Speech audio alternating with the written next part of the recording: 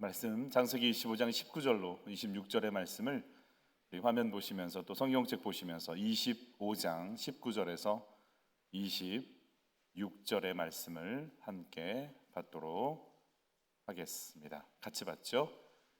아브라함의 아들 이삭의 족보는 이러하니라. 아브라함이 이삭을 낳았고 이삭은 40세에 리브가를 맞이하여 아내를 삼았으니 리브가는 밧단 아람의 아람 족속 중 부두엘의 딸이요 아람 족속 중 라반의 누이였더라. 이삭이 그의 아내가 임신하지 못하므로 그를 위하여 여호와께 간구하매 여호와께서 그의 간구를 들으셨으므로 그의 아내 리브가가 임신하였더니 그 아들들이 그의 태 속에서 서로 싸우는지라. 그가 이르되 이럴 경우에는 내가 어찌할꼬 하고 가서 여호와께 묻자온대 여호와께서 그에게 이르시되 두 국민이 내 태중에 있구나. 두 민족이 내 복중에서부터 나누이리라. 이 족속이 저 족속보다 강하겠고 큰 자가 어린 자를 섬기리라 하셨더라. 그해 산 기한이 찬즉 태에 쌍둥이가 있었는데 먼저 나온 자는 붉고 전신이 털옷 같아서 이름을 에서라 하였고 후에 나온 아우는 손으로 에서의 발꿈치를 잡았으므로 그 이름을 야곱이라 하였으며 리브가가 그들을 낳을 때에 이삭이 60세였더라. 아멘. 큰 자가 어린 자를 섬기리라, 이런 제목으로 같이 말씀 나누겠습니다. 옆에 분들 같이 인사하실까요?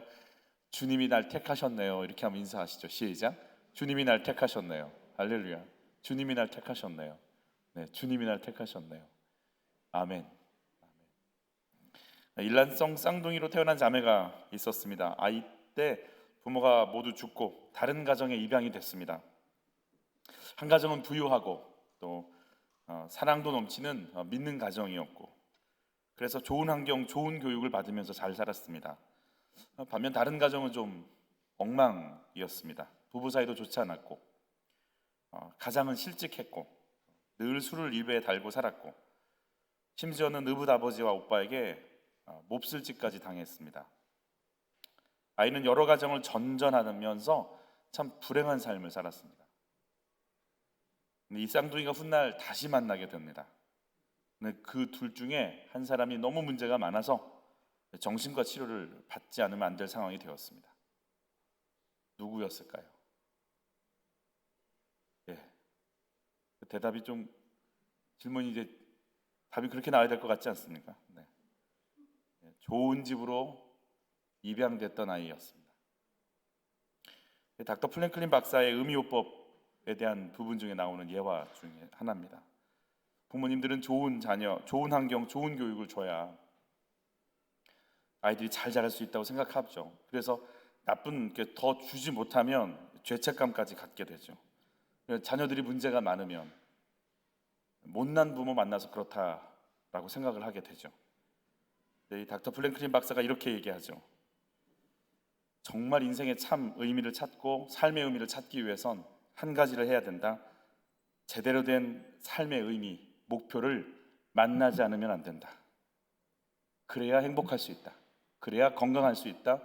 그래야 제대로 살 수 있다. 그런데 정말 인생의 참된 의미를 찾는 길은 오직 고난밖에는 없다. 고난을 통과해야. 그래서 리더들은 고난이라는 것 앞에서 리더가 되어져 가는 것이고 그 고난 자체가 너무 필수 요소이기 때문에 그걸 통과해야 내가 버릴 것, 내가 잡을 것, 내가 누구인지, 인생이 뭔지, 사람이 뭔지 정확하게 알게 된다라는 것이죠. 글쎄요,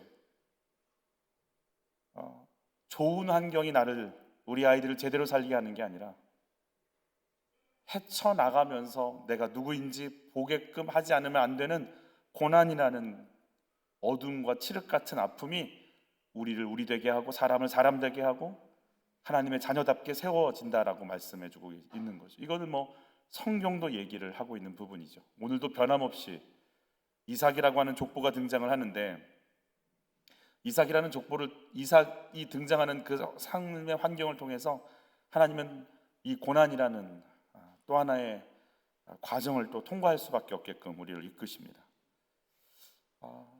이삭이 결혼했을 때의 환경은 어땠을까요? 굉장히 좋습니다. 우리 같이 읽어보자. 아브라함의 아들 이삭의 족보는 이러하니라. 아브라함이 이삭을 낳았고 이삭은 40세 리브가를 맞이하여 아내를 삼았으니 리브가는 밧단 아람 족속 중 부두엘의 딸이요 아람 족속 중 라반의 누이였더라 그랬어요. 이삭이 리브가를 얻었을 때는 어머니를 여인 지 3년째 되던 그때 리브가를 통해서 위로를 받을 수 있었다라고 얘기하죠. 리브가 같은 경우는 좋죠. 왜냐하면 독자에다가 정말 좋은 조건으로 시집을 간 거예요. 시어머니가 없어요. 기가 막힌. 그리고 재산 이런 거 고민 안 해도 돼요. 다 정리해놨어요. 오직 재산은 누구에게만? 이삭에게만 바로 가는 기가 막힌 조건인데 염려가 하나도 없어야 되는 거죠. 정말 행복한 가정이죠. 건강, 물질, 뭐 어려움이 한 가지 있죠. 누가 없을까요? 아이가 없어요. 여러분 이 가정이 어떤 가정이에요? 하늘에 별과 같고 바다에 모래 같은 자손이 나와야 되는 가정인데 또 애가 없어요. 이삭이 태어나서 자라면서 이렇게 듣고 또 들었던 소리는 어떤 소리였을까요? 네가 얼마나 귀한 줄 아니? 네 아비가 100세 때 너를 낳았다. 너를 통해 하나님의 언약이 있다. 하나님이 너하고 언약하셨다. 너를 통해서 수많은 민족이 백성들이 너를 통해 나오겠다고 그 언약을 아브라함 너희 아비가 받았고 네가 받았단다. 주변에 있는 모든 사람들이 그 얘기를 그냥 만날 때마다 했던 거 아니겠어요? 세배 절하기만 하면 애 낳는 거 알지? 넌 많이 낳아야 돼. 아주 그냥. 그리고 40세에 결혼했는데 몇 년 동안 애가 없어요. 그럼 20년 동안 애가 없어요. 참 하나님 공평하시죠, 그죠? 하나님 참 신실하시다 이런 생각이 막 드는 거죠. 건강하죠, 물질도 있죠. 문제가 안 보이는데 여러분 문제 없는 가정은 없어요. 문제가 안 드러날 뿐이죠. 속은 다 아주 힘들죠. 너무 다들 힘든 거죠.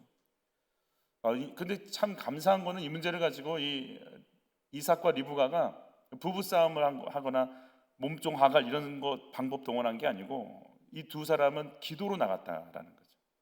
간구했습니다. 20년간 간구했습니다. 20년째 기도하시는 기도 제목 있으세요? 20년째 기도하시는 거 있으세요? 언제 응답이 올까요? 정말 아니 본인 하나님이 약속을 주셨잖아요. 하늘의 별과 같이 자손이 나올 거라고. 그러면 가만히 있어도 막 주님의 막 은혜는 막 나한테 와서 낳고 싶지 않아도 그냥 손만 잡고라도 애가 나와야 되고 막 그런 거 아니에요?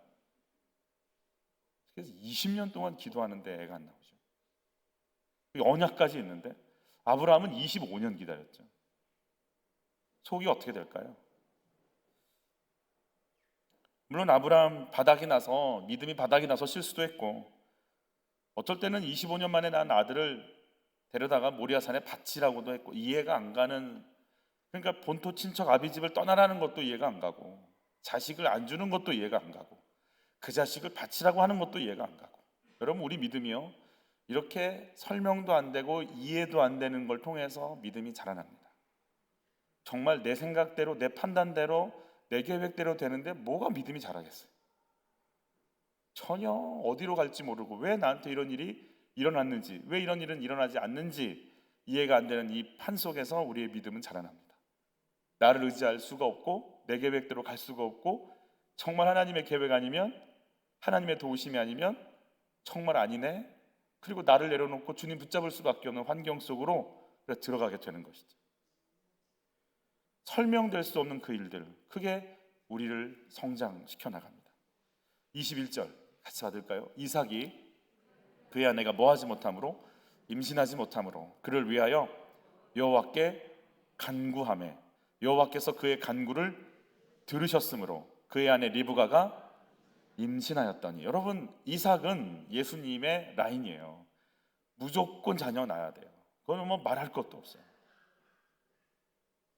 그럼 이삭이 죽으면 주님이 부활시켜서라도 애를 낳게 하셔야 돼요. 모든 언약은 이삭한테 내가 이삭과 언약 맺으리라 그랬거든요. 이삭은 그래서 안 죽어야 돼요. 무조건 애 낳아야 돼요. 그리고 하나님의 뜻이 흘러가고 있잖아요. 자녀를 낳아야 된다는, 예수님 오시는 다윗이 오는 라인으로 가야 된단 말이에요.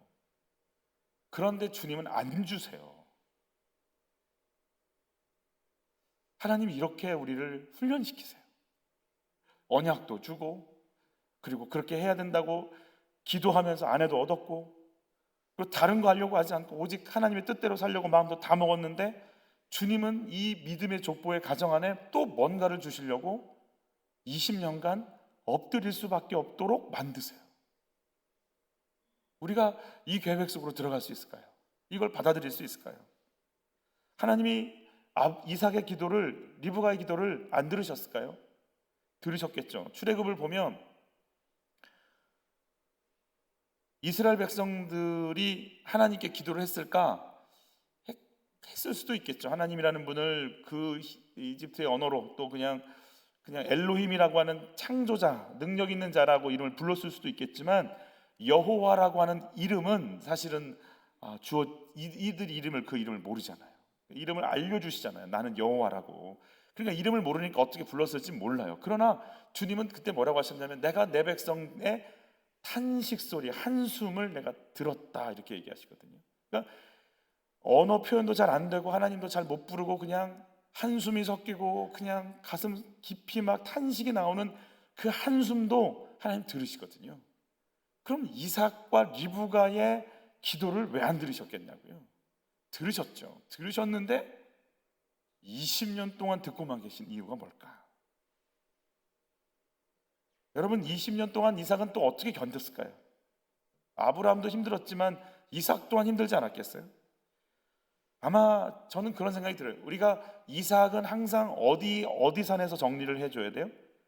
모리아 산에서 정리해줘야 돼요. 모리아 산에서 이삭은 자기를 들여버렸어요. 거기서 죽어버렸어요. 그리고 정확하게 자기가 죽어야 되는데 뭐가 대신 나타났어요? 양이 대신 나타나서 정확하게 자기 대신 죽어줬어요. 여호와 이레의 하나님이세요. 리브가 기도하자 정확하게 이끄셨어요. 정확하게 하나님 양 준비하셨어요. 리브가 준비하셨어요. 그러니 누구도 준비하실 거예요? 자손도 준비하실 거야라는 그 믿음을 20년간 지켜가는 거예요. 엎드리는 거예요. 20년간 그 문제 때문에 이삭과 리브가는 특세를 안 빠졌다라는 거 아니에요?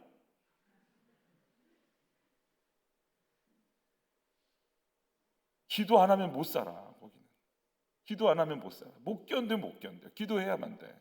20년간 묶여 있어. 하나님, 그냥 눈만 감으면 속에 깊은 탄식. 하나님, 그냥 하나님이 안 나와요. 그냥 아버지, 그냥 이게 표현도 안 되는데 속에 그냥 스며들듯이 누가 그냥 쉽게 예수님이 안 불러져. 그냥 그렇게 소리 내지도 못해. 20년간 그냥 속으로 주님, 그 믿음을 견디는 거, 내 순간순간 생각나고 떠오르는 감정들, 그리고 언약들, 믿음과 언약, 생각과 환경이 순간순간마다 20년 동안 치열하게 부닥치는 거죠.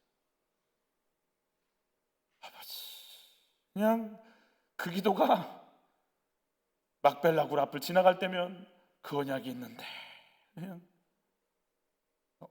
모리아산만 지나가도 그냥 그 언약이 생각이 나는 거 아니겠어요? 날 왜 준비하셨는데? 믿음과 환경을 가지고 내 안에 믿음으로 채우는, 엎드리고 또 엎드리고 기도하지 않으면 견딜 수 없는 시간으로 기도의 사람이 되게 만드시, 믿음의 사람이 되게 만드세요. 하나님 앞에 엎드리지 않으면 안 되는 시간들을 허락하세요. 선택받은 백성, 선택받은 하나님의 종이니까 쑥쑥 다 되는 거예요? 아니요. 다른 집은 애만 잘나. 이 집은 안 돼. 뭐 하나 하려고 해도 그냥 기도시켜서 한 발자국 나가게 하시고 한 발자국 나가게 하시고. 여러분, 그 기도의 사람, 기도의 근육, 엎드리는 삶의 자세를 그냥 가질 수밖에 없도록 주님 이끌어 나가셨어요.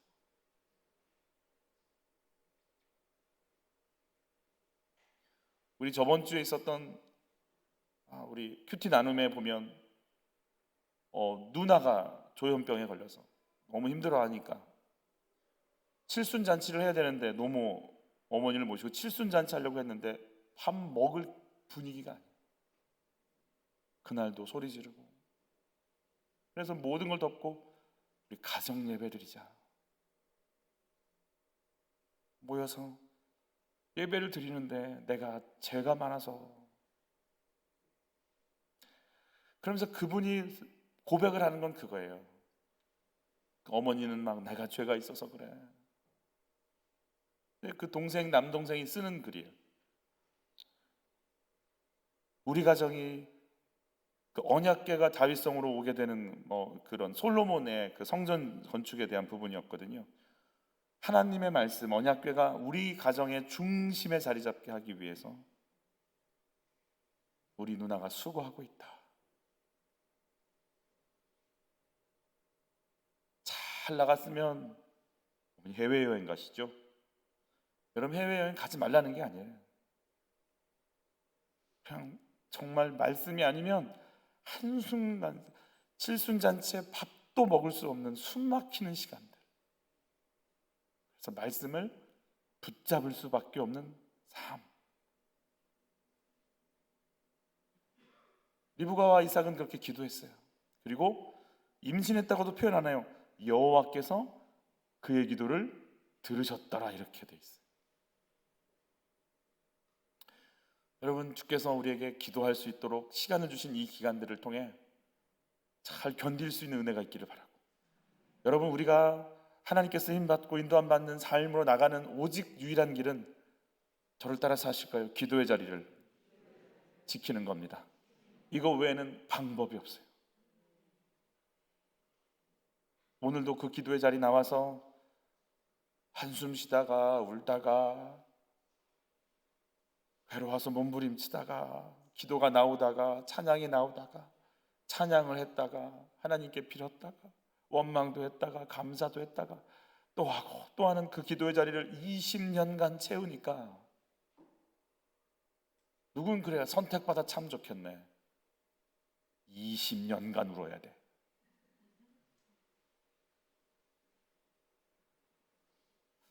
그래요. 이 시간이 필요한 거죠. 기도 응답이 안 온다고요? 몇 개월 하셨는데요? 몇 년 하셨는데요? 여러분, 주님 일하실 때까지 주님이 행하시는 거죠라고 주님께 또 맡겨드리면서 그분 일하실 때까지 그 자리 지키시기를 예수님을 축복해요. 그 믿음을 키워주시는 거죠. 그 믿음의 뿌리를 내리게 해주시는 거죠. 그 발판 위에 하나님의 믿음의 조상들의 걷는 길들이 열리게 되는 거 아니겠어요? 리브가가 임신합니다. 할렐루야죠. 얼마나 좋은지 모르겠어요. 그냥 여보 입덧 막 감사하고 행복했는데 문제는 뱃속에 보니까 쌍둥이인 것 같아요. 느낌이 오는데 이게 두 아이가 공중에서 싸우는데 이게 장난이 아닌 게 느껴지는 거예요. 리브가가 뭐 첫 아이기 때문에 뭐라고 말은 못하겠지만 이렇게 배에서 요동을 치니 행여 내가 출산은 제대로 할 수나 있나, 이런 염려가 올 정도로 그냥 요란한 거예요. 너무 요란한 거예요. 누구한테 물어봐도 이상하다, 그런 일은 없을 텐데, 그런 일은 없을 텐데 어떻게 두 아이가 이렇게 싸울 수 있을까, 이렇게 힘들게 할 수 있을까 고민됐어요. 그리고 역시 기도로 나가요. 여러분, 애가 없으면 애가 없어서 문제고 애가 생기면 애가 생겨서 문제인 거예요. 기도 응답을 해서 응답을 받으면 감사한데 감사하지만 그것 때문에 또 기도가 되는 거예요. 우리의 기도는 끝이 없어요. 가점이 있죠. 그 아들들이 그의 태 속에서 서로 싸우는지라 그가 이르되 이럴 경우에는 내가 어찌할꼬 하고 가서 여호와께 묻자온대. 도저히 답이 없으니까. 이런 경우가 있나? 이럴 수, 우리 아이가 왜 이러나? 내 아이가 왜 이럴까? 같이 읽죠. 여호와께서 그에게 이르시되 두 국민이 내 태중에 있구나. 두 민족이 내 복중에서부터 나누이리라. 이 족속이 저 족속보다 강하겠고 큰 자가 어린 자를 섬기리라 하셨더라. 장자권에 대한 문제예요. 큰 자가 형이 작은 자, 동생을 섬기겠다. 동생이 장자를 다스리겠다. 있을 수가 없는 일이에요. 장자권은 2배의 몫을 받습니다. 제사권을 가지고 갑니다. 아버지의 행세를 하고 그 결정권을 가지고 집안을 끌고 나가는 게 장자입니다.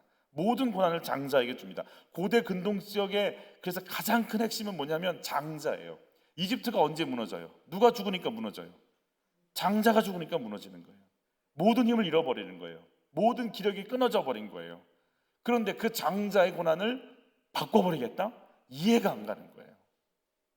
분명히 형은 있어야 되는데, 그게 질서인데, 그게 윤리인데, 이 땅을 살아가는 힘인데, 그게 없으면 어떻게 되나? 그게 없는데 무슨 일을 한다고 그러나? 이해가 안 가는 거죠. 같이 계속 읽어볼까요? 그 해산기한이 찬즉 태에 쌍둥이가 있었는데 먼저 나온 자는 붉고 전신이 털옷 같아서 이름을 에서라 하였고, 후에 나온 아우는 손으로 에서의 발꿈치를 잡았으므로 그 이름을 야곱이라 하였으며, 리브가가 그들을 낳을 때 이삭이 60대였더라. 나오는데도 싸우는 거죠. 참 서로 먼저 나가겠다 그러니까 야곱은 또 발꿈치를 잡고 못 나가게 하다가 발꿈치 잡고 나오는 일이 벌어졌어요. 그러니까 발꿈치를 잡았다라는 건 상대방 앞에 있다는 얘기예요, 뒤에 있다는 얘기예요? 뒤로 갔다는 얘기죠. 그러니까 그 어떤 사람을 막으려고 할 때 상대방의 뒤로 가서 발꿈치를 잡아서 넘어뜨리거나 뭔가를 하려고 하는 약삭빠른 자세를 얘기하는 거예요. 그래서 야곱의 뜻이 속이는 자, 해치는 자, 감추는 자예요. 참 아들 이름을 김속임 이렇게 짓는 참 용감한 가정이에요. 에서는 큰 자인데 어떻게 그 에서가 야곱을 섬기라고 하나님께서 말씀을 하시는가 이해가 안 가는 거죠. 도대체 뱃속에서 무슨 일을 했길래 하나님 뜻은 왜 이렇게 펼쳐지나, 이런 질문을 정말 하고 싶은 거 아니에요? 하나님이 왜 이런 걸 의도하시지? 바울도 이 고민을 했어요. 같이 한번 읽어볼까요? 로마서. 그뿐 아니라 또한 리브가가 우리 조상 이삭 한 사람으로 말미암아 임신하였는데 그 자식들이 아직 나지도 아니하고 무슨 선이나 악을 행하지 아니한 때에 택하심을 따라 되는 하나님의 뜻이 행위로 말미암지 않고 오직 부르시는 이로 말미암아 서게 하려 하사 리브가에게 이르시되 큰 자가 어린 자를 섬기리라 하셨나니 기록된 바 내가 야곱은 사랑하고 에서는 미워하였다 하심과 같으니라. 어떻게 이럴 수 있나? 그러나 야곱이 무슨 행위를 했을까요? 에서가 무슨 행위를 했을까요? 행위로 말미암지 않고 누구 뜻대로? 그분 뜻이 그렇다라는 거예요. 그분 뜻이. 세상에 어떻게 하나님은 그런 뜻을 공평하셔야지? 아니 그들이 어떤 행위가 나와서 그걸 분별해 주셔야지? 어떻게 그렇게 큰 자가 어린 자를 섬길 수밖에 없는 구조로 이걸 이끌어 가시나? 그럼 바울은 이걸 뭐라고 고백하냐면 하나님의 주권, 하나님의 선택, 하나님의 부르심이라고 표현하는 거죠. 사실은 믿음의 조상이라고 부르는 아브라함, 이삭, 야곱이 된 것 자체도 하나님이 불러주셔서 택함 받아서 그 자리에 있게 되는 거죠. 하나님이 이런 주권을 갖고 계신다. 여러분, 우리의 행위로 우리의 믿음을 갖는 게 아니고 하나님이 결정하고 이끄시는 주도적인 역사 속에 거기에 동참하는 것, 인정하는 것이 우리 믿음이 됩니다. 내가 뭔가를 바라고 소망해서 가는 게 아니고 하나님께서 하시는 일을 받아들이는 것이 우리의 믿음임을 믿습니다. 고대 근동 지방의 장자는 모든 걸 다 총괄하고 2배의 몫을 받고 집안을 이끌어가는데 장자의 관행, 고대 근동 지역에 흘러가는 그 모든 틀을 깨겠다 이렇게 얘기하시는 거예요. 나는 그거 깰 거야. 너희들 생각대로 안 갈 거야. 이렇게 얘기하는 거죠. 스카이대의 70%가 굉장히 특목고나 탁월한 그런 배경 안에서 간다고 통계가 나왔어요. 강남 상구에서 서울대 거의 다 들어가요. 그래서 무슨 수를 써서라도 강남에 가서 살아야 돼요. 아멘이 나올 뻔했어요. 강남으로 가시기를. 태어나면서 결정된다는 거예요. 영어 유치원을 다니죠.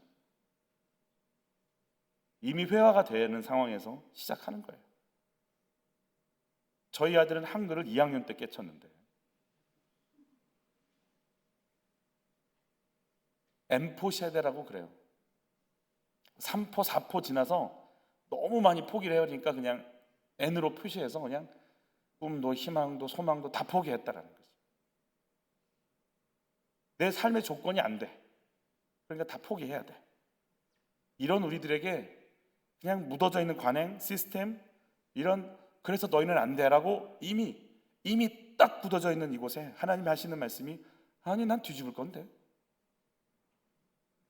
아니 난 거기서 사람 쓸 건데, 아니 난 그런 사람들 통해서 이걸 확 뒤집을 건데, 그렇게 된다고 생각하는 건 너희 생각이고 나는 그렇게 안 할 건데. 여러분, 르우벤이 장자예요. 르우벤이 장자지만 장자가 돼서 집안을 구하는 건 11번째 요셉이에요. 르우벤이 장자지만 하나님 그 판을 딱 깨시면서 하나님의 언약이 흘러와서 예수님의 족보를 써내려가는 건 셋째 유다예요.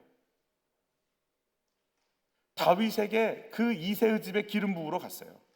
가서 하는 말이 뭐냐면 아들들 다 데리고 오라니까 자녀도 다윗을 소개도 안 시켜줘요. 다 보는데 아니라고 그러지 하나님이. 그런데 또 있냐 물어보니까 있기는 있는데. 그래서 다윗 데려오니까 그에게 기름 부어요. 7명의 형들 다 제껴요. 솔로몬 그 위에 9명의 형들이 있어요. 하나님 판 다 깨세요. 내가 판 깰 거야. 내가 관행 깰 거야. 내가 흘러가는 거 깰 거야. 내 뜻대로 가. 니들 뜻대로 안 가. 니들이 생각한 대로 안 돼. 내 뜻대로 가 라고 이 세상을 향해 빵 하고 들어오시는 거죠. 예수님의 제자들, 갈릴리 출신들은 법정에 증인들로도 안 세웠다는 거 아니에요. 나사렛에서 나왔다고 하니까 대번에 나오는 말이 무슨 선한 게 나사렛에서 나와. 근데 그들을 통해서 전 세계를 뒤집으세요. 우리나라 1호 외과 의사 박서양이라는 사람이죠. 그의 학생 기록부에는 이렇게 돼 있어요. 백정 박씨의 아들. 돌림병에 걸려 죽어갈 때 아무도 돌봐주지 않으니까 길모 선교사, 에비슨 선교사한테 가서 도와달라고 부탁하죠. 그들이 와서 고쳐줍니다. 그런데 그들의 손이 어떤 손이냐면 고종을 치료해주는 주치의의 손이 자기 같은 사람을 만졌다는 것만으로 이들은 막 황송한 거예요. 그리고 어른이었지만 상투도 못 들었대요. 면천이라고 하죠. 이름도 없어요. 이름도 그냥 백정박씨예요. 뭐 세종댁 이렇게 부르듯이.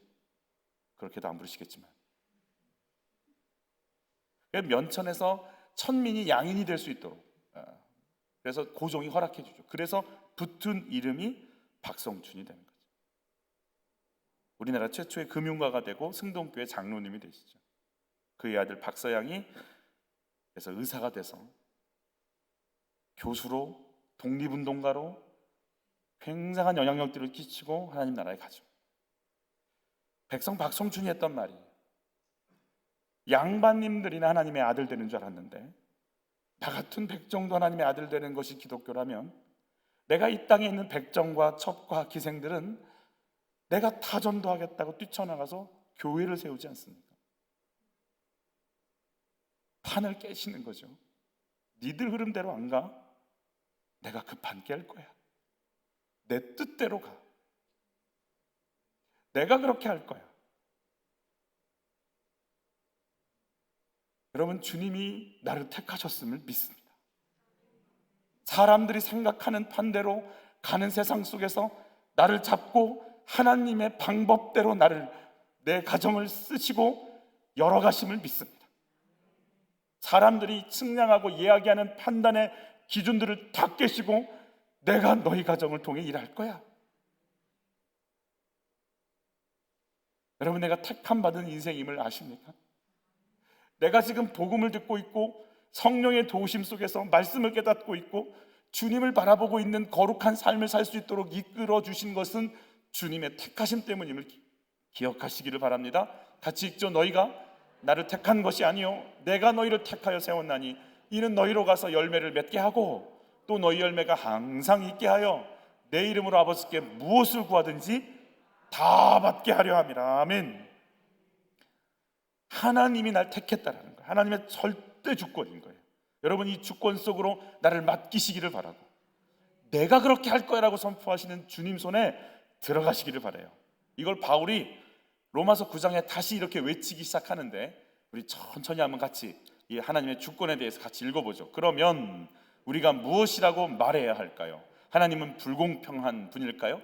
절대로 그렇지 않습니다. 일찍이 하나님께서는 모세에게 나는 불쌍하게 여길 사람을 불쌍하게 여기고 어여삐 여길 사람을 어여삐 여길 것이다 라고 말씀하셨습니다. 자, 그러면 불쌍히 여기고 어여삐 여겨서 예수를 받을 만큼 나를 창세전부터 그렇게 보고 계시다라는 것을 여러분 받아들이시기를 축복합니다.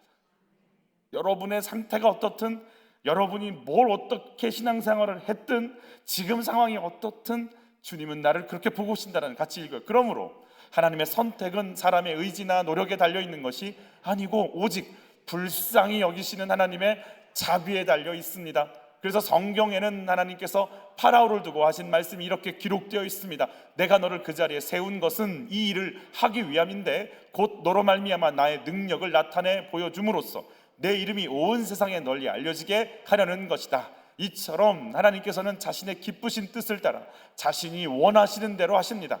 그래서 불쌍히 여기시고자 하는 사람을 불쌍히 여겨 자비를 베푸시고 완악하게 하시고자 하는 사람을 완악하게 만드십니다. 그러면 그대는 내게 이렇게 말할지도 모릅니다. 그렇다면 왜 하나님께서는 우리에게 책임을 묻습니까? 도대체 누가 하나님의 뜻을 거역할 수 있단 말입니까? 그렇죠? 완악하게 할 사람 완악하게 됐는데 왜 그에게 책임을 물어요? 하나님이 완악하게 했으니까 완악하게 된 거지 라고 묻겠다라는 거예요. 계속 있죠. 오, 그렇게 말하지 마십시오. 그대가 누구이기에 감히 하나님께 말대꾸를 한단 말입니까? 생각해 보십시오. 만들어진 것이 자기를 만든 분에게 왜 나를 이렇게 만들었소? 라고 따질 수 있겠습니까? 토기장이가 진흙 한 덩어리를 가지고 같은 흙으로 하나는 귀하게 쓸 그릇을, 다른 하나는 아무렇게나 쓸 그릇을 만들 권리가 없겠습니까? 투박하게 만들든 예쁘게 만들든 국그릇을 만들든 밥그릇을 만들든 그건 토기장의 권한 아니냐라고 얘기해 주는 거죠. 하나님께서 하신 일도 이와 똑같습니다. 하나님께서는 멸망할 수밖에 없는 인간들에게 자신의 진노와 능력을 나타내 보이실 당연한 권리가 있지 않겠습니까? 여러분, 저는 주의 성령께서 이걸 깨닫게 해주시기를 축복합니다. 우리는 태어날 때부터 금수저를 물고 태어난 게 아니라, 물론 창세전부터 하나님이 택하신 바 됐다라고 하는 시간과 공간을 뛰어넘는 하나님의 계획 속에 들어있지만, 우리는 원래 아담과 함께 지옥에서 영원히 멸망당할 수밖에 없는 존재였을 뿐임을 받아들이시기를 바랍니다. 우리가 뭐 받았다고 그래요? 응? 뭘 받았다고 그래요? 구원받았다고 그러잖아요. 어디서 구원받은 거예요? 24평에서 34평으로? 어디서 구원받았다는 거예요? 죄와 사망에서. 아멘? 이거 인정하세요? 정말 인정하세요? 영원한 저주 인정하세요? 안 되면 이따가 기도하면서 영원한 저주가 뭔지 고민 좀 하게 해달라고 기도해 보세요. 영원한 심판 속에서 건짐을 받았어요. 영원한 저주에서 건짐 받았어요. 그걸 받아들이실 수 있겠어요? 내가 너희 죽이는 게 뭐가 잘못됐는데, 너희가 없어지는 게 뭐가 잘못된 건데, 너희가 사라지는 게 니들이 할 말이 뭔데? 너희 영원한 저주에 있던 자들을 그 심판을 당하게 하는 건데 뭐가 문제인데? 그 다음 거 한번 읽어보시죠. 그러나 하나님께서는 이런 인간들에 대해서도 오래도록 참아오셨습니다. 또한 하나님께서는 자신의 영광이 얼마나 풍성한가를 모든 사람이 볼 수 있도록 자신이 자비를 베푸겠다고 작정하신 사람들에게 은혜를 베푸실 권리가 있지 않겠습니까? 그래서 하나님께서 그런 권리를 사용하셨더라도 그게 뭐가 잘못되었단 말입니까? 그러니까 우리가 할 말이 없어야 돼요. 나를 구원하신 게 100% 하나님의 은혜인 거예요.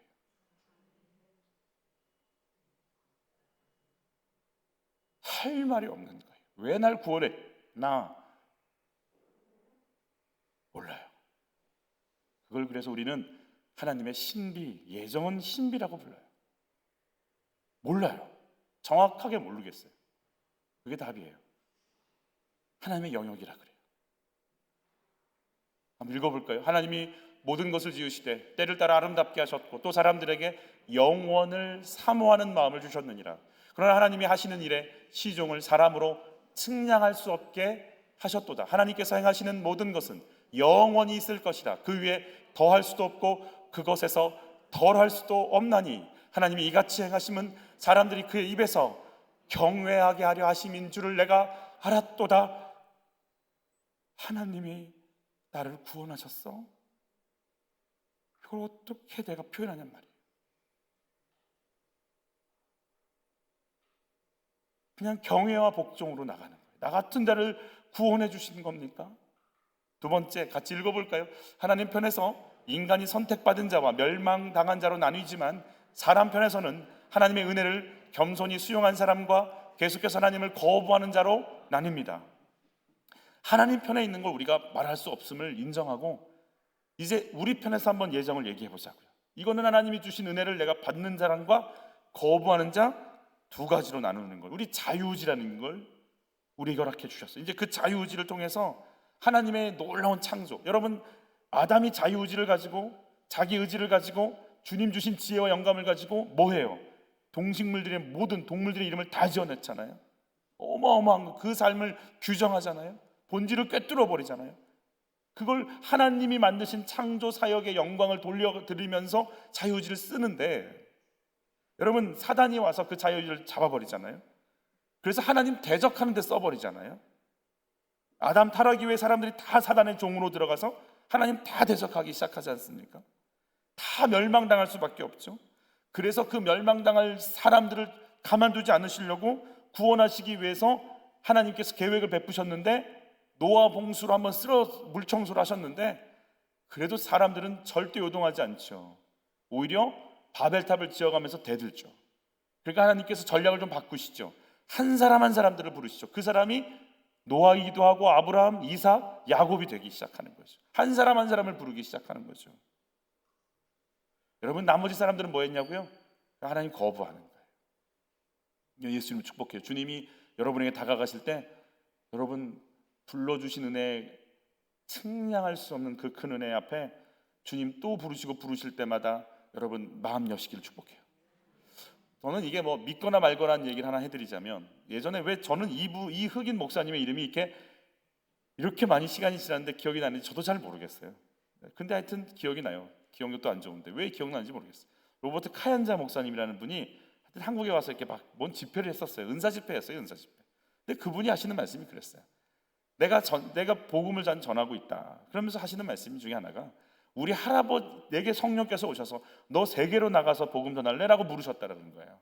근데 그때 하셨던 말씀이 자기 할아버지한테 와서도 그렇게 물으셨대요. 너 세계로 나가면서 복음 전할래? 그러니까 할아버지가 거절했대요. 자기 아버지한테 찾아가셨대요. 너 나와 같이 세계로 다니면 복음 전할래? 거절했대요. 그리고 자기에게 왔대요. 자기는 예스라고 대답했대요. 지금 그래서 쓰임 받고 있대요. 성경 아니니까. 그러나 여러분 하나님 여러분에게 찾아가실 겁니다. 내가 받아들인 만큼 쓰임 받는 겁니다. 저 사람은 구원받고 이 사람들은 구원 못 받고 불공평합니다. 맞습니다. 불공평합니다. 여러분 한 가지 더 한번 더 생각해 볼까요? 우리 절대 잊지 않아야 될 거. 나도 너도 모두 뭐 당할 사람들이었다고요? 멸망당할 사람들. 여기서 시작하셔야 돼요. 아멘? 다시 한번, 너도 나도 다 뭐 할 사람들이었다고요? 멸망당할 사람들인데 왜 내가 구원받았지? 왜 나는 여기 있지? 왜 그렇지?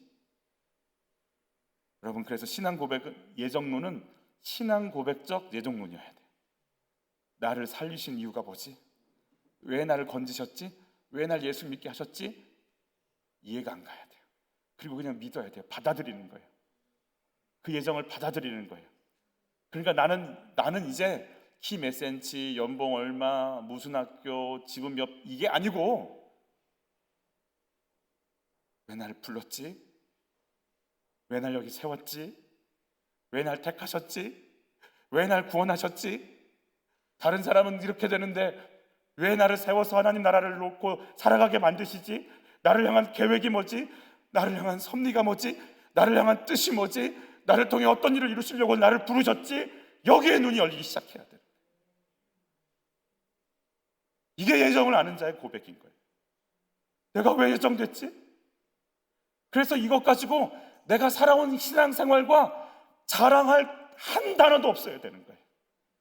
나 같은 자가 왜 여기 서 있지? 설교한다고 대단한 거 아무것도 아니고, 앉아있다고 내가 안 쓰임받는 것도 아니고, 그 예정의 크기가 너무 크니까, 하나님의 구원이 너무 크니까 이게 왜 은혜인지 나도 모르겠다. 이 은혜가 왜 이렇게 크지? 이걸 받아들이는 거예요.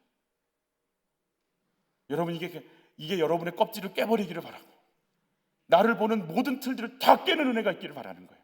나 구원받았다, 나 구원받았다, 나 구원받았다라고 춤추며 살아야 되는 거예요.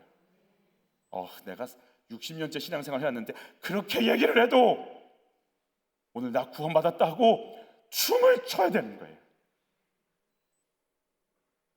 왜 내가 구원받았지? 세 번째 같이 고백하죠. 예정론은 신앙 고백적 예정론입니다. 구원받고 돌아보니 모든 것이 하나님의 계획에 의한 것임을 알게 되는 겁니다. 내가 수없는 실수, 수없는 실패, 그러나 그래, 하나님 살아계셔. 하나님 나한테 어떻게 이런 일이 있을 수 있어?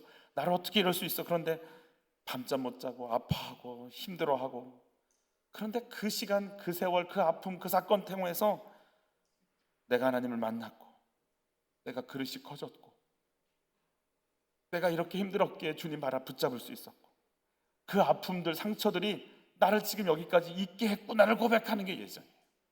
내가 하나님의 은혜 가운데 살았구나. 아팠으니까 주님 잡았지, 부족했으니까 주님 잡았지. 대학원 시험 떨어졌을 때 저를 위해 기도해 주셨던 목사님, 그분 절대 함부로 말씀하지 않는 분이세요. 저를 딱 만나자마자 하시는 말씀이, 떨어졌다면서? 예, 축하해. 잊지를 못하겠어. 떨어졌어야 돼. 떨어져서 사람 외모로 쳐다보는 거, 사람 학력으로 쳐다보는 거, 사람 겉으로 쳐다보는 내 껍질 깨져버렸어야 돼. 잘 떨어졌어요. 안 떨어졌으면 교만.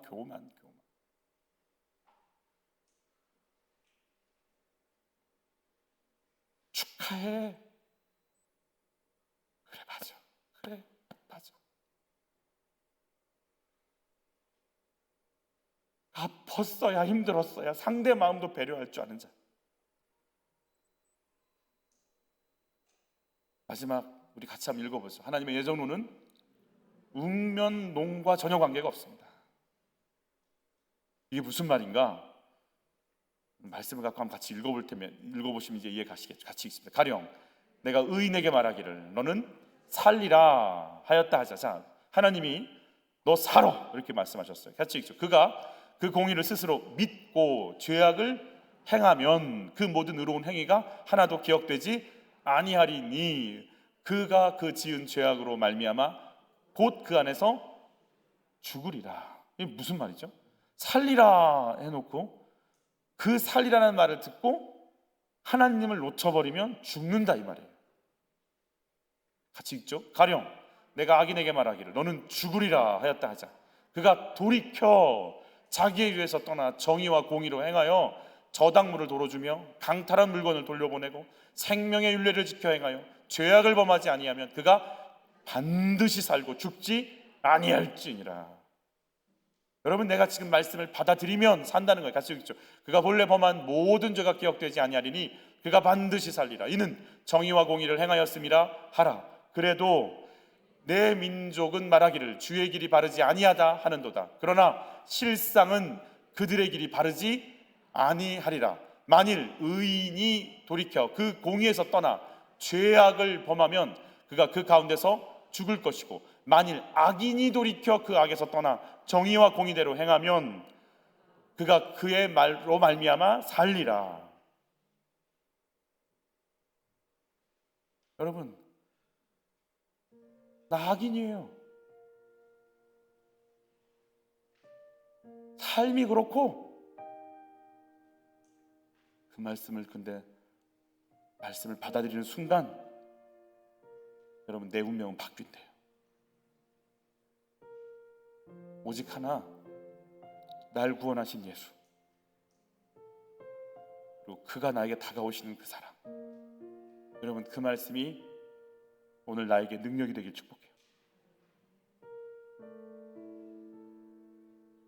우리 집은 그래, 그런 집에 들어가서 내가 바꿔버리겠다.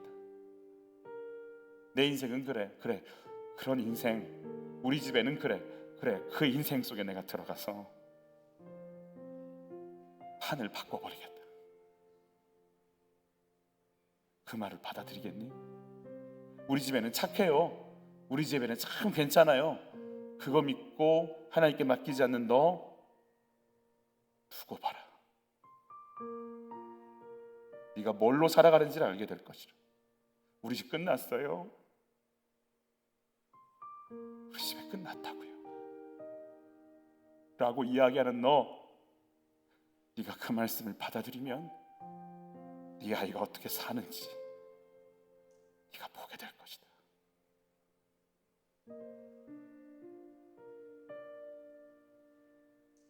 나를 택하신 예수, 날 구원한 예수, 오늘 내가 그 예수 때문에 살고 있습니다. 그분이 주시는 말씀이 나아입니다. 그분이 주시는 말씀이 내 인생입니다. 그분이 주시는 말씀이 내 미래입니다. 주여, 예수로 살게 하옵소서. 말씀의 사람 되게 하옵소서. 20년간 무릎 꿇고 당신으로 살아간다는 거 가르쳐 주시는 예수요. 오 예수요, 내가 당신 안에서 연단되게 하시고 기뻐지게 하시고 말씀의 사람으로 세워지는 자로 살게 하여 주옵소서. 살아계신 아버지, 나를 만지소서. 왜 날 구원했는지, 예수요, 왜 내가 구원받았는지요, 왜 내가 택함받았는지요, 예수요, 왜 내가 하늘나라를 유업으로 받게 됐는지요, 왜 내 안에 예수 이름이 들어오는지요, 왜 내가 하나님의 자녀라고 얘기할 수 있는지요, 오 예수요, 왜 내가 성전 되어서 성령께서 임하시는 전이 되었는지, 오 주여, 왜 내가 당신의 존귀한 피로 말미암아 그 값을 치르고 산 하나님의 사람이 되었는지요. 오 예수요, 나를 향한 주의 뜻 변함이 없고 그 섭리 변함이 없는 측량할 수 없는 예수요, 창세전부터 영원 이후까지 왜 날 향한 계획이 있는지요. 아버지, 내가 무엇이길래 그러합니까? 내가 무엇이길래 이러합니까? 주여, 측량할 수 없고 왜 날 택하셨는지요. 오 예수여, 나를 받으소서. 나를 채우소서. 예수로 사는 자 되게 하여 주옵소서. 주여, 나를 다시 보게 하여 주옵소서. 어떤 판에도 묶이지 말게 하여 주옵소서. 어떤 흐름에도 묶이지 말게 하여 주옵소서. 내가 이 길을 가게 하여 주옵소서. 이곳에서 당신의 정확한 인도를 받게 하옵소서. 내 아이가 살아날 것을 믿나이다. 우리 집안이 살아날 것을 믿나이다. 아버지의 뜻대로 판을 뒤집으소서. 오 주여, 우리를 만지소서. 세상의 흐름을 뚫고 일어나 주시옵소서. 당신의 방법대로 우리를 일으켜 주옵소서. 오 예수여, 우리를 새롭게 하옵소서. 받아들이겠나이다. 순종하겠나이다. 따라가겠나이다. 예수님의 이름으로 기도하옵나이다. 아멘.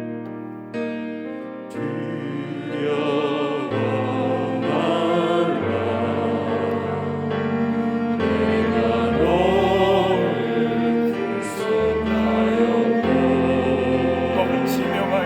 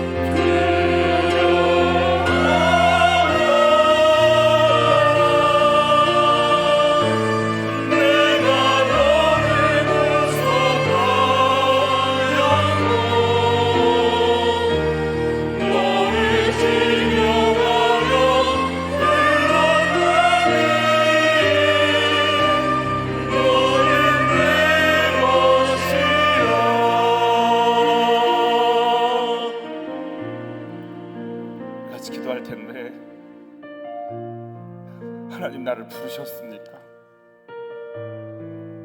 하나님 나를 지명하셨습니까? 그게 납니까? 내가 그 사람입니까? 오 주여, 나를 쓰소서. 내가 당신의 것이오니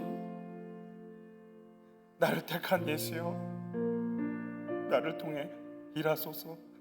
오 주여, 나를 만져 주옵소서. 우리 주여 한번 외치고 기도로 나갑니다. 주여.